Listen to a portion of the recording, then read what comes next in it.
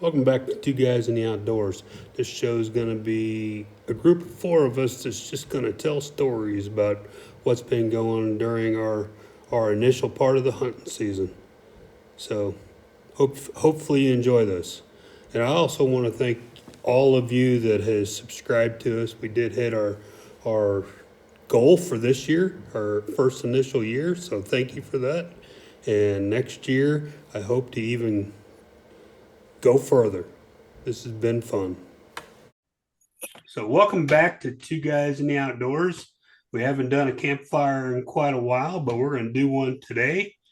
Since pretty much, what are we, about a month into deer hunting with archery? Well, actually, deer hunting and small game and bear and turkey. So, hopefully, we'll have some stories, and that's what this is all about. Say some stories, say some successes, say some failures, and you have the permission to exaggerate all you want because that's what we would do around the campfire. I had something to exaggerate about. So, who wants to go first? Go, Jason. You're the bear killer. Yeah. Oh man. Uh, you know, Mike, I could. There's some days I could just strangle you, and then there's other days, I could just hug you. Um, getting me into traditional archery. And I've when I do something, I take the bull by the horns and That's really right. get after it. Um, I made my first ever bow last spring, and I hunted with it all last season and didn't harvest anything. Had some opportunities and just didn't work out. And then this season, I was just busy in transition in life, jobs, and things like that, and I didn't get to shoot near as much. But anyway, long story short, I finally harvested uh, a nice bear with my self bow that I made. Nice. And with two guys in the outdoors and with hunter education and all of us at this campfire right now, we all pour our hearts and souls out into trying to get other people involved in the outdoors and share our experiences. And you know, uh, that day that I harvested that bear, took me back to some of those earlier days of hunting, and it reminded me of what our new hunters experience: the heartache, the hard work, and then all of a sudden they're successful.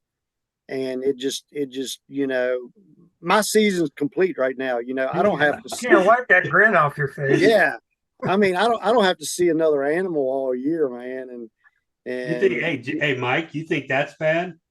I seen him that night Oh, geez. in a meeting, and he was still beaming. I'll bet. Yeah. you know, uh, some of us, and I do it. I take it for granted. I consider myself an experienced outdoorsman, and knock on wood and plastic and everything else. I'm successful every year. And then when I started calling that bow my miracle stick, and everybody kind of looked at me funny.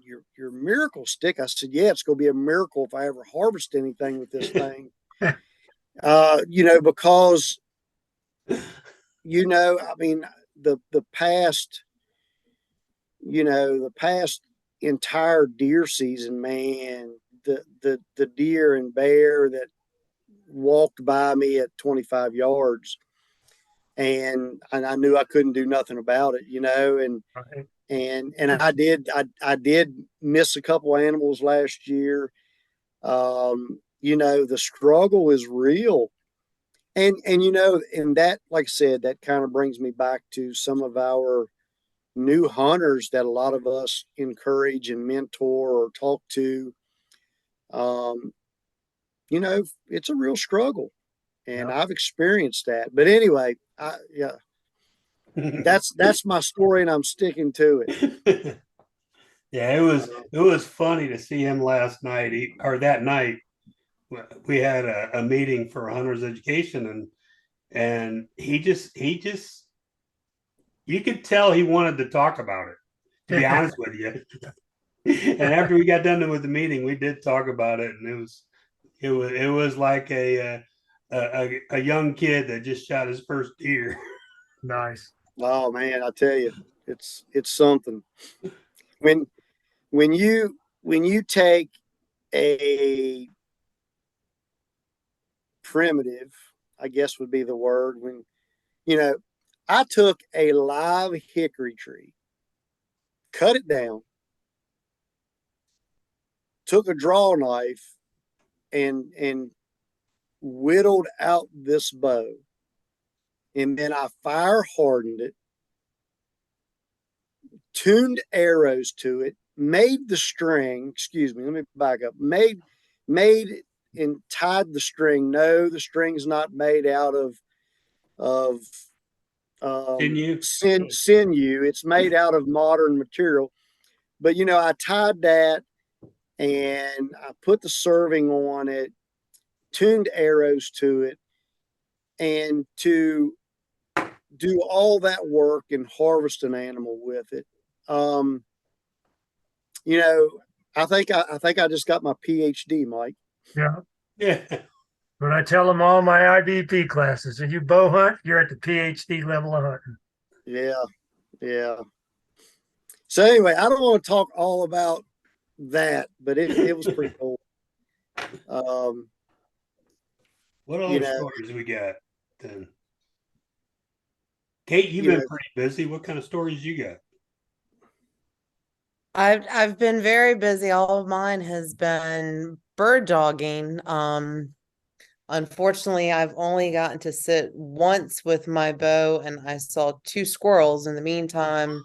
At the front of our hunt lease, my husband had 20 minutes of camera time with a mother bobcat and her two kits rolling around playing in front of him. And he's shot a bear. Not as cool as shooting the bear as making his own bow and stuff, but yeah, I've gotten to hunt one day, and then I was a little late getting into this meeting because I was on the phone with my buddy who I was gonna treat to go into my hunt lease on Monday, until I just found out the Fox Hunting Club is coming into Clear Trails on Monday and I've been kicked out.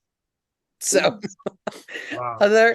other than chasing, yeah, I was so mad because the Monday when I was in the Eastern Shore, I think we counted like almost 100 deer down in the Eastern Shore. And that was the last 3 hours of daylight. And I had 5 different scrub bucks try to run into the side of my Tacoma, one of which literally slammed on the brakes just in time because he had his nose to the ground coming across the bean field and didn't notice, oh, there's a truck there, and almost went straight into the side of him. I mean, the rut is started and all the little guys are starting to really chase. So I wanted to be in a stand on Monday because the big boys should start firing up, but that is unfortunately not going to happen. And I leave for Iowa Wednesday at 5 a.m. to go run dogs out in Iowa. So I unfortunately don't have any good mammal stories, but bird hunting stories. We were super successful in Minnesota. A couple of weeks ago, I took my older boy Gunner and the 2 puppies, Faith and Olivia, who are 10 months old, and chased grouse and woodcock and pheasants, and shot my limit 2 days in Minnesota on pheasant. And just it's not like hunting wild pheasants in Montana. you Yeah. earn it. I don't know who invented this brome grass stuff, but I would literally be happy to burn down the entire state to get rid of it. It was chest high and just nasty, nasty. Just think of the nastiest, thickest grass you can in times 10. I mean, it was, my legs were killing me. The dogs are holding point, and I'm just desperately trying to get to them, and they're not but 80 yards away. And it's just, it feels like one of those nightmares where you just can't run. I mean, it Yeah. was bad. But other than not being able to get into the woods with my bow, other than just one day, the bird hunting has been fantastic, but everything else has been slow to come. So I'm actually looking super forward to when we get back from Iowa, after the week, going out and being able to do some squirrel hunting. That's one of my secret little addictions, is I love going out and chasing squirrelies. So, and Why don't you that's easy enough to do around here on the farm. why don't you take There your you bow go. out to Iowa? They've got some big bucks out there. Yeah, I would, except we're running in field trials Friday, Saturday, and Sunday. So Mike is actually he should be in Iowa City almost this evening. Hmm. He's headed to Nebraska, to the Sand Hills, to go chase muleys and whitetails. So next Thursday he'll get dumped off in Grinnell to meet up with me to run dogs. Hmm. So he's kind of having a slammer of the next 2 weeks. Wow. It's a draw hunt out there too, isn't it, for deer out in Iowa? You have to be drawn. I think it is. Yeah. I'm not sure. Yeah. Yeah, and then I know they have in Nebraska, they've got a limited amount of tags because they weren't able to pull muley tags this year, which was a bit of a bummer. But they are going to open up mountain lions to residents only. But I told him it's like all the more reason to buy some acreage in Nebraska. There you go. Well, them things keep moving east because they're starting to really get popular in Oklahoma. Yeah. So Yeah. they're moving east. We don't have Plenty to eat on the East Coast, so why not, right? yeah, we don't have them in Yeah. Virginia. They're following those armadillos that we've got now. Yeah. So Kate, I want to ask you a question. What shotgun do you use for your upland game bird hunting? Yeah, if it's a smaller bird, like when I was chasing grouse and woodcock, I use a Siren Tempio 20 gauge cracking gun. And then when I was chasing pheasants, I was using basically the same exact gun, but in 12 gauge. Okay. And when I field trial, I tend to use the 12 gauge as well, because it's a timed event. I got 3 birds and 6 acres, and I got to hurry up and get it done fast. So Gotcha. Breakovers or yeah, over unders. Yeah. Nice. Sounds Nice. more expensive than my Stoger. Yeah, I would say. well, I would say. mine's not as good as Kate's, but I would say mine beats that Stoger. Probably. You got to remember, Kate's a professional wing shooter here, so Right. she's got the top of the line equipment there. Look, she don't go to the field to laugh like we do. Yeah. She would laugh. Well, if she I saw tell me and Jason everyone, out there shooting pheasant. as long as it goes bang, it's a great gun. And I tell all my competition shooters, beware of the guy that shows up with the old Remington 1100 and a paper bag of extra parts, because he's about to clean your clock. That I don't gun feel and bad now him since I got are an old one and the 870. same. Yeah, there you go. Yeah, that's pretty cool. Hey, there's yeah. Go ahead, Jason. Before I interrupt Mike, we've all done it in this room. I do an extensive amount of hunting behind dogs, throughout the year. And, you know, for an experienced hunter that has never hunted behind dogs, you know, I recommend it to anybody. And then our new hunters out there, I highly recommend, because, you know, hunting behind dogs just adds a whole nother level of enjoyment to a hunt, you know. So, um, I've only so, hunted. I've only well, hunted behind dogs a few times. That's back when I was a kid, rabbit hunting with a beagle, That's the way I grew up, was with beagles. or the one pheasant hunt that I did at that class. yeah, That's the only times I've been, and it was kind of cool. but yeah, I mean, Kate goes, well, I just been dog, you know. Yeah. There ain't no just, that is awesome stuff, Well, Kate, you know. That's I want to awesome do stuff. other stuff, but we're crazy tied up busy with all these bird dogs. Although I do have one bird dog, the one that I bought out at Nationals in Missouri last year. I think I'm gonna turn her into she's gonna have a little double duty and be a rabbit dog for me. So because There you go. I need my own rabbit dog for when we start flying the red tails here, hopefully in the next couple of weeks.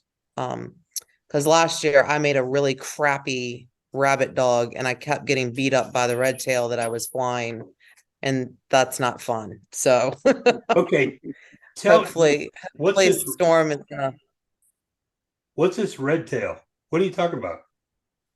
Falconer. a red tail hawk. Mike and I both do falconry, which is why we were in the Eastern Shore on Monday as I was trying to catch a red tail, but it's just the beginning of the migration, so all the mature birds are flying through right now, and I'm only allowed to keep a juvenile. Yeah. So the juveniles, there were a couple, but they're very stupid, but they're smart enough to stay way up off the road.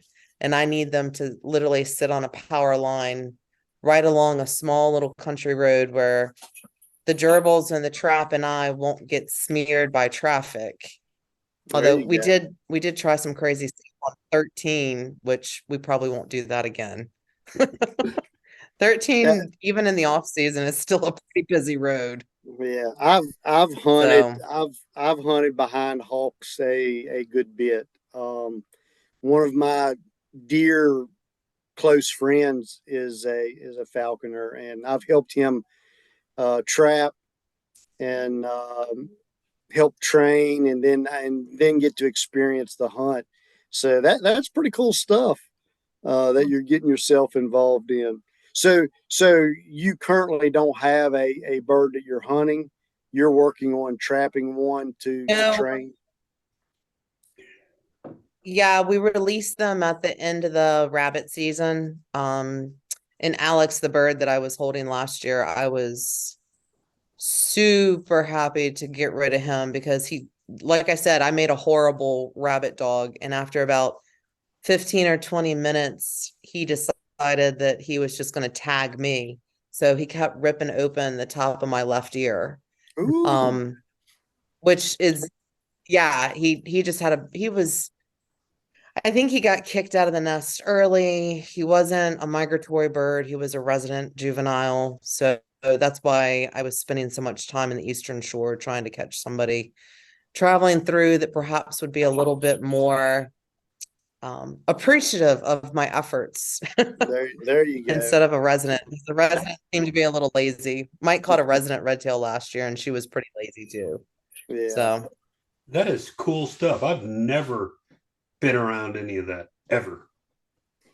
yeah. You know, I don't know how in depth Kate and them are, but you know, you're looking for, you know, you're looking for that juvenile that weighs between a certain weight and you know, typically, I don't even remember what it is, Kate. You could probably say, but you know, so many ounces between so many ounces is supposed to be your better birds as far as weight and the whole training process and it is a cool way of hunting for sure.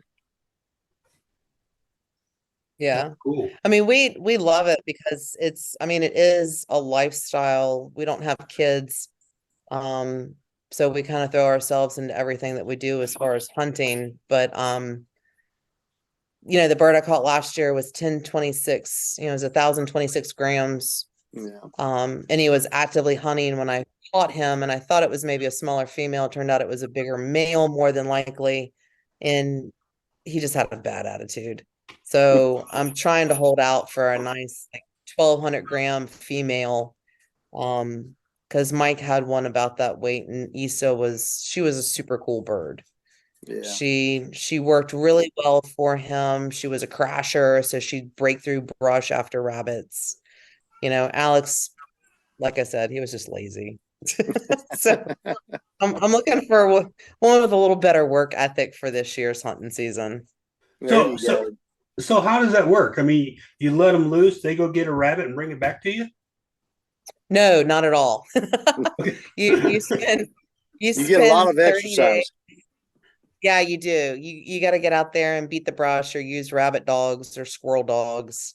And then when you're flying a red-tailed hawk, you throw the bird up into a tree. You cast the bird up onto a branch. And then as I walk forward, the bird is never more than maybe at the most 20 yards behind me. And as I move forward, the bird flies to a branch to stay close to me, and to another branch, and to another branch. So the bird's just following along up in the trees.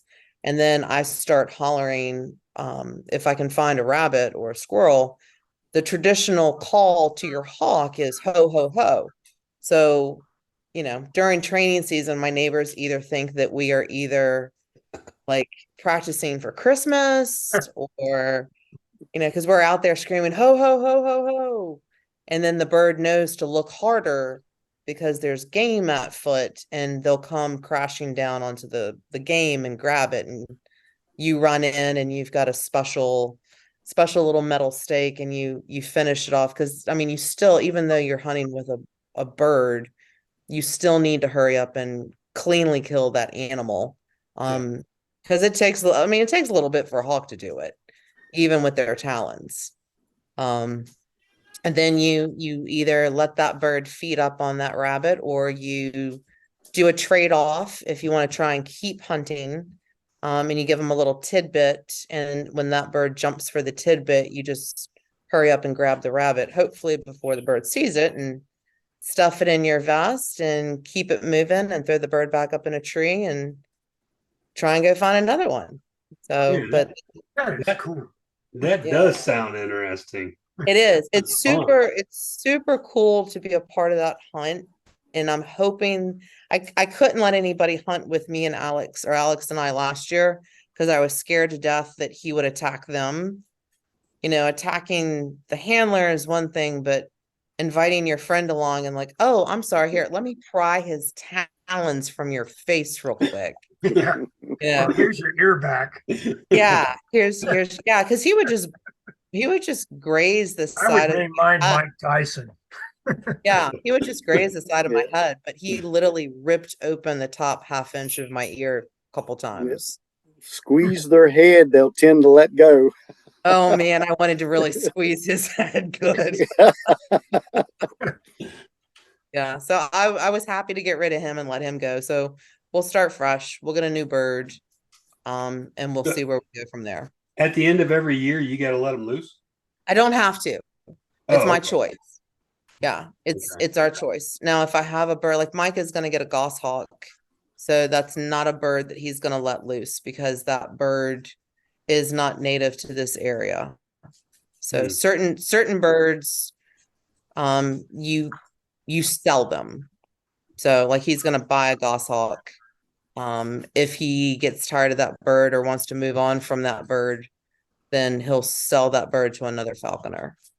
That's not a bird he would just let go. You don't want that loose. Are But some easier to train than others, Kate? yeah, they definitely are. Like if you have a Merlin's a lot easier. A Kestrel, of course, I mean, anything that makes a diet out of dragonflies can't be but so mean, right? So, But goshawks, they don't forget anything. Um, you can't yell at them. You can't do anything sideways with them because they will remember it. If they think you stole food from them, they may not do anything for a day, a week, a month, even a year, but one day they're gonna tag you back Wow. and they're gonna come after you because they'll remember, hey, remember that day back in July? When you were just supposed to feed me up and I was just sitting there molting in my mew. I think you took a piece of my rat away when you weren't supposed to. And they'll come after you. Cooper's hawks are horrible. They're very difficult birds. Red tails are kind of puppy dogs, which is why I was so upset that Alex was so lazy and such a jerk. So hopefully the next bird will be a lot better. That's cool. Yeah, maybe one of these maybe the next meeting I'll be able to have the bird on the glove for the video chat. That'd be cool. Actually, take some videos of your hunts and I'll put them on. Yeah. Yeah, certainly. All right, Mike. Well, Go ahead. I basically just bow hunted as much as I could, which wasn't much between work and family commitments.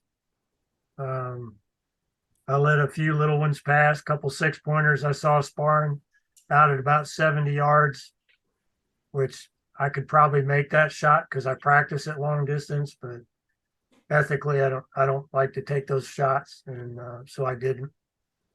Let a few little does walk, and then went out opening day of muzzleloader. Didn't see anything because it was freaking hot, and so put the muzzleloader away and picked up the bow again. About the major thing I got accomplished this week, I did get my plane tickets for my next trip to South Africa in July, so going back to hunt with the bow. So Excellent. but other than that, this will be my 4th trip. I love it over there. It's awesome. Target rich environment.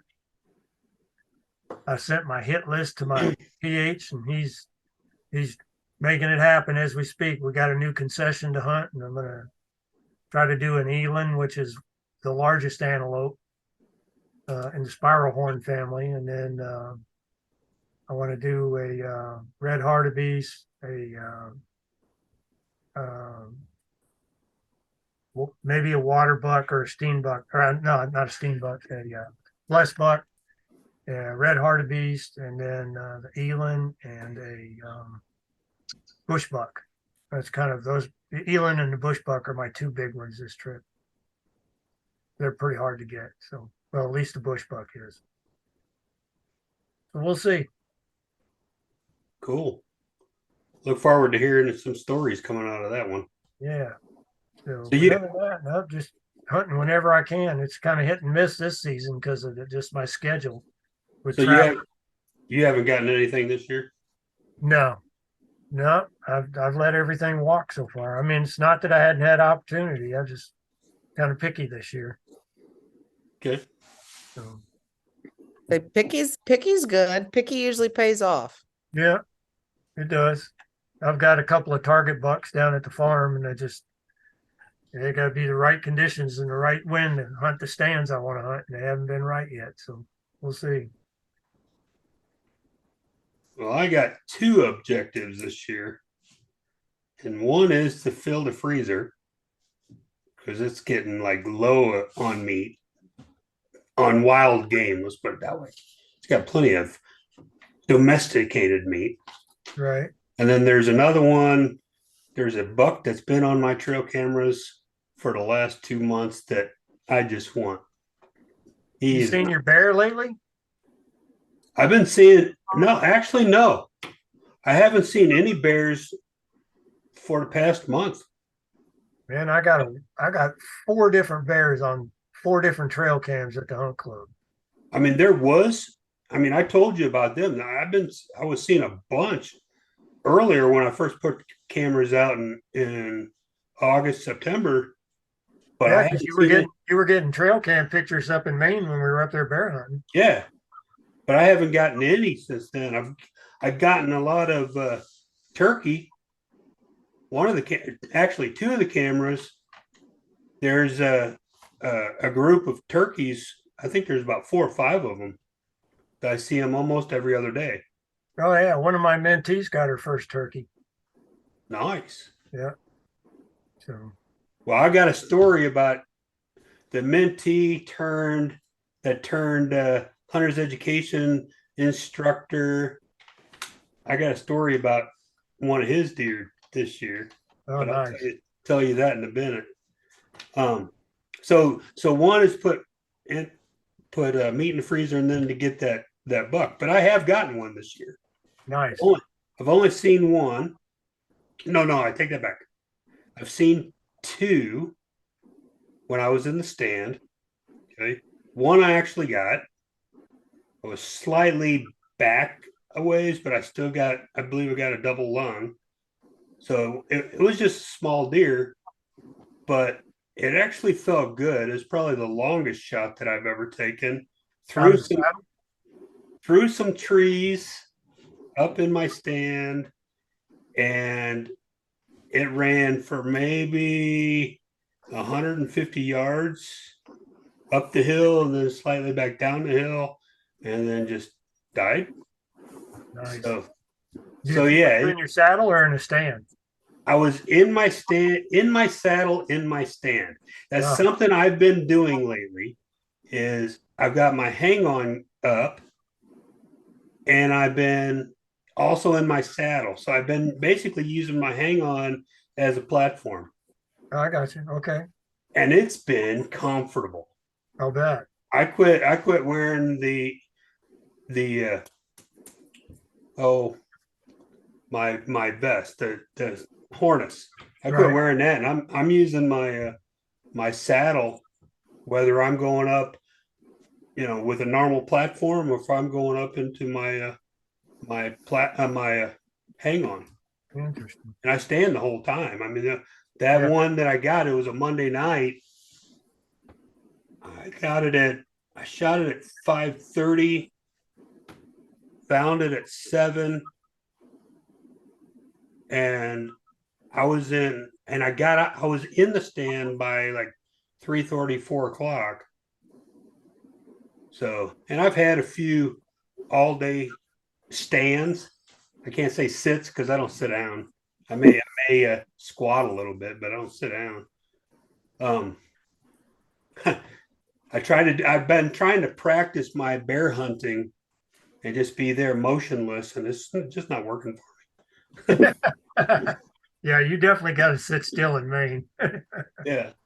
But yeah, so that was good. I had another one that I watched, and it was probably about 30 yards, about 40 yards across from me in the trees up on the hill.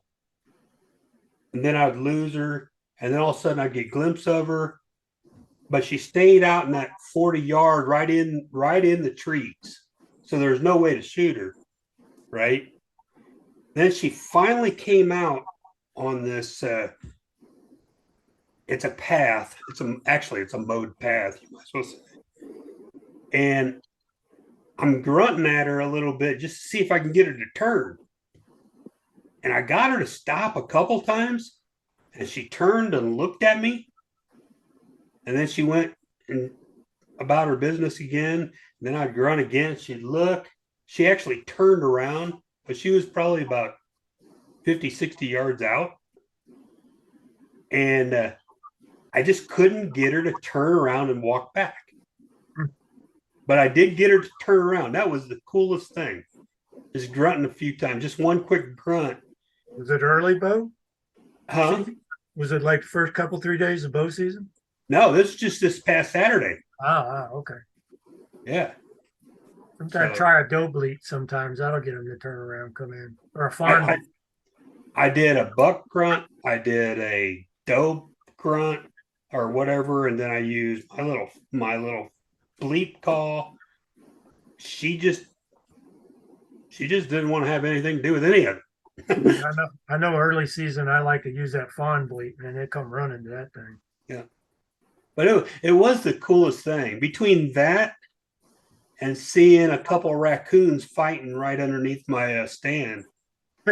that was the couple of cool things. But Yeah. The 2 6 points I had out were tinkling their horns together. That was interesting to watch. They weren't pushing on each other, just tinkling their horns. So that was kind of cool to watch. I yeah, should have videoed it. I didn't even think about it at the time because I was like, come closer, come closer. I got something for you. Ajax ain't going to get off. well, You know, you got that camera on your bow. I know. Just I point it at should have turned it on, and recorded them. Yeah, you know, just the sightings and the experiences, outweigh the harvest all the time. Yeah. You know, I mean, like that's you're, what you're, I'm scared. I like watching them. That's why I'm well, out what I shoot now. So you're not going to see those 2 6 points sparring and pushing right. each other around, sitting on the couch, and nope. and Kate's not going to catch that hawk if she stays there in the living room. It's about getting out in the outdoors, and the harvest is icing on the cake.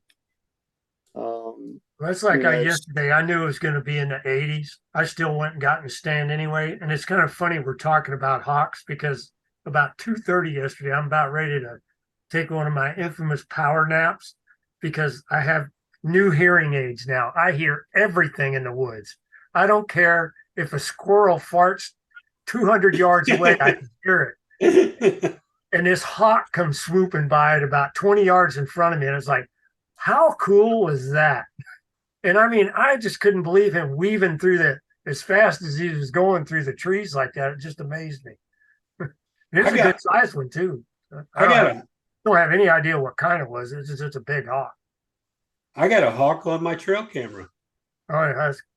Yeah, it was only probably maybe 2 or 3 foot off the ground, full winged out, just soaring. You could tell it was going down after some mice or something. Yeah, he's probably about to hit something. Yeah, They'd make a cool poster with them all winged out like that. yeah. The other story I have, I've been out probably almost a dozen times, after work or on weekends. I'm gonna go out this weekend and just stay down there over the weekend. But so I decided I was gonna hunt someplace different. This one of the nights I went, it's like, okay, I'm gonna hunt on this side, on the other side of the hill, the mountain. Okay, there's a ladder stand over there already set up. I was just gonna hop on that, and I've seen some deer in it. I got a trail camera over there. Sat there from I think 3:30 until 7. Okay, didn't see anything but them pesky squirrels. Okay, and they stayed out of range, which really stunk. So I get done, walk back to the truck, get into the truck. I got everything all packed away. Get in the truck. And it's like, you know what? I'm gonna check them trail cameras over there at my other stand. I had 21 pictures of 4 different deer that were no more than 20 yards from my stand. I told you this story already, Jason, but man, it is like you pick spot, you plan it. It's like, okay, I'm gonna go for it. This is what I'm gonna do, and all you can do is just laugh. Coulda, woulda, shoulda. Yeah. We make the wrong choice a lot on, sometimes it's a bad thing to have more than one area to hunt because then you got choices. Yeah. And then you make the wrong choice. And which farm do I hunt this day? Yeah. That's the bad part of being a hunter instructor. I get invited to hunt all these other places. It's like, yeah, man, I like to come down and hunt your place. Well, there's like 3 or 4 that I hunt regularly. My buddies, I built 4 shooting shacks for him, so I got 2 pieces of property I hunt on down there at his place in McKinney. That's where I hunted this last weekend, and and it's just funny that you get all these places, but then trying to decide where do I go? Which place would be best.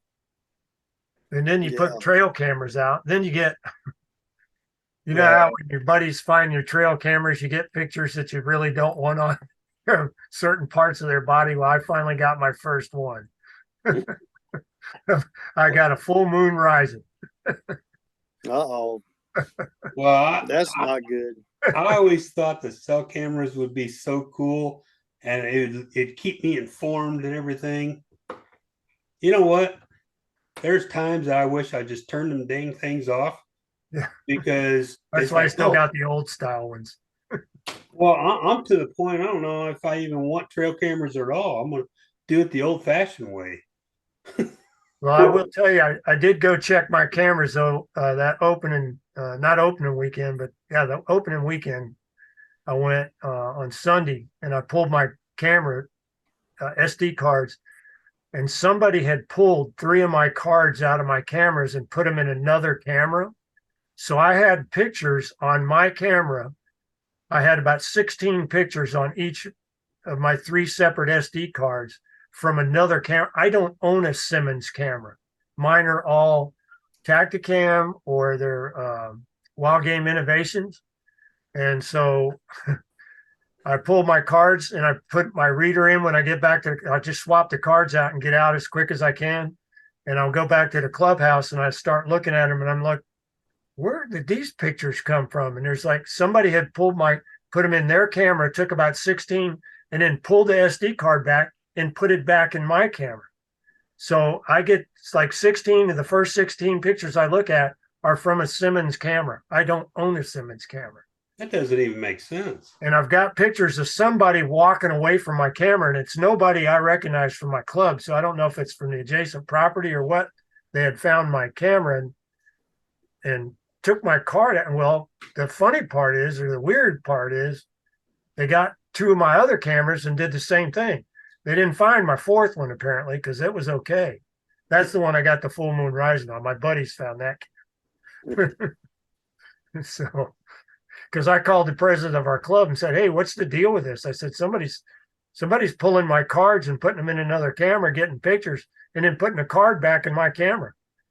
So I got like 2 days after I had originally swapped my cards out when I checked them the last time that somebody had pulled my card and got pictures on their camera and then put it back in mine.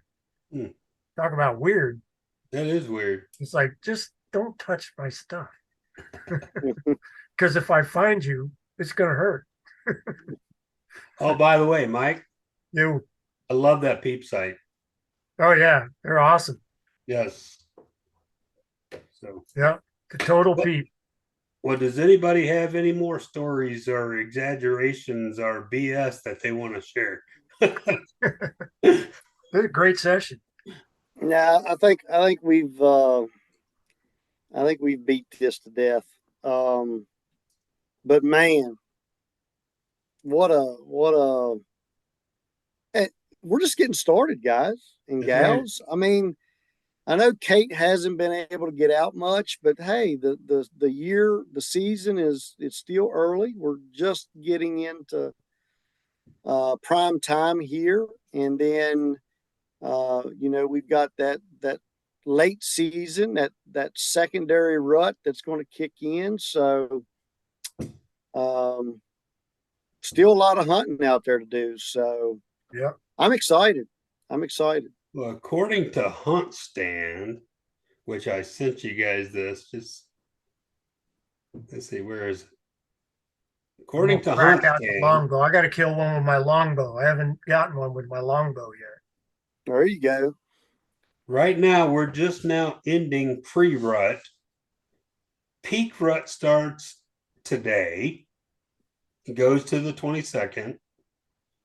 And then waning rut goes from the 22nd to the 29th. Then after that's the whole second rut stuff.